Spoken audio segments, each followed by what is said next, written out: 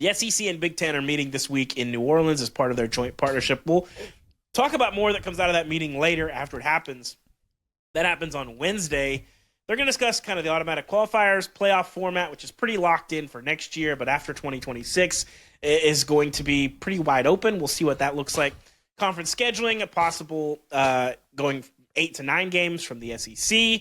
The SEC and Big Ten, maybe a scheduling alliance. There's going to be a lot to talk about there. I would encourage you guys to read a preview on our site from Ralph Russo, Seth Emerson, and Matt Baker, who will all be there this week, kind of checking that out. Chris, anything else listeners should know before we get into the show on what's going down in New Orleans this week? Yeah, I wouldn't expect any big news coming out of it. I think the most pressing topic is the possibility of playoff expansion because there is a CFP meeting next week where all the commissioners will be together. And so that could be the spot where the Big Ten and SEC again present, here's what we want to do. And they pretty much have full control over what the playoff is in 2026 and beyond, just those two leagues. So it could be, again, as I talked about in the show last week, a 4-4-2-2-1-1 model where the Big Ten and the SEC guarantee themselves 4 spots each. So that'd be an expansion to 14. Or you could go to 16, make it 3 at-larges instead of 1. I don't think they're going to admit it yet coming out of that meeting this week. I think they're going to try to take it into the CFP meeting next week. That's the first thing that needs to happen before all this other stuff happens, whether it's a SEC Big Ten scheduling challenge or 9 SEC games. The playoff is the first thing to kind of set the rest of it in motion, but I wouldn't expect any big news coming out of it this week. I think we might get a feel of where the wind is blowing, though, a little bit on some of these issues. And that's sort of the, if you're paying attention, it'll be interesting.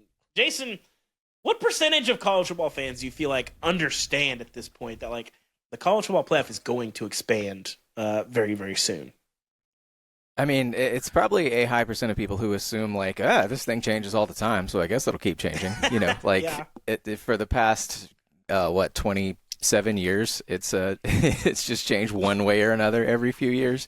And even further back into the 90s as well. So yeah, I would guess people are comfortable with the idea of this format's not locked in.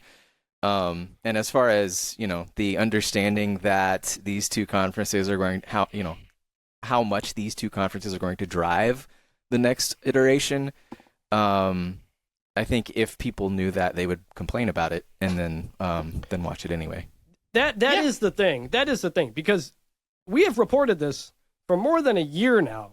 It's done. The Big Ten and the SEC control what happens in the playoff 2026 and beyond. That is written into the contract. The other conferences are are allowed to give input and consideration. But the Big Ten and the SEC can do whatever they want, because essentially they could have threatened to say, well, we're just going to go do our own thing without the rest of you guys. That's why they have the majority of the money coming in moving forward. It's why they're going to have the power to shape the playoff however they want. And when people see the Big Ten and the SEC get 4 or 3 or 4 automatic spots more than the other conferences, everybody's going to look at that and be like, what is going on? I don't think anybody really likes this or really understands what's going on yet. So we kind of keep repeating this. It's not a new thing. The Big Ten and the SEC run the playoff now, beginning what happens next year.